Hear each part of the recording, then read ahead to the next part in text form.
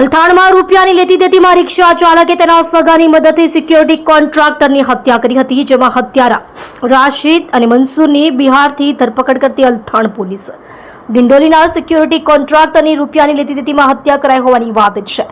અલથાણ પોલીસે બિહારના જગદીશપુરમાંથી બે હત્યારાઓને દબોચી લીધા છે. પકડાયેલા હત્યારામાં એક તો સિક્યોરિટી કોન્ટ્રાક્ટરનો રિક્ષા ચાલક રાશિદ અંસારી ઉંમર વર્ષ 30 રહે હયાતનગર ભેસ્તાન અને બીજો હત્યારો રિક્ષા ચાલકનો માસિયાઈભાઈ મંસૂર અંસારી ઉંમર વર્ષ 29 કમરુનગર લિંબાયતમાં રહે છે. રાશિદ 12મી તારીખે સાંજે સિક્યોરિટી કોન્ટ્રાક્ટર ચંદ્રભાન દુબે ઉંમર વર્ષ 50 તેને રિક્ષામાં અલથાણ લાવ્યો હતો, જ્યાં ચંદ્રભાને સિક્યોરિટી ગાર્ડને પગારના 20,000 આપ્યા હતા. બાકીના 80,000 તેની પાસે હતા. આ રકમ પણ બંને હત્યારાઓએ લૂંટી લીધા હોઈ શકે છે. રાશિદ ચંદ્રભાને ઉન હયાતનગરમાં રૂમ પર લઈ ગયો હતો, જ્યાં રાશિદ તેમજ માસિયાઈ મંસૂરે ચંદ્રભાને માથામાં બોથડ પદાર્થ અને તીક્ષ્ણ હથિયારથી હત્યા કરી હતી. લાશના ટુકડા કોથળામાં ભરી મોપેડ પર મીઠી ખાડી પાસે ફેંકી દીધી હતી. હત્યા કરી બંને બિહાર જતા રહ્યા હતા.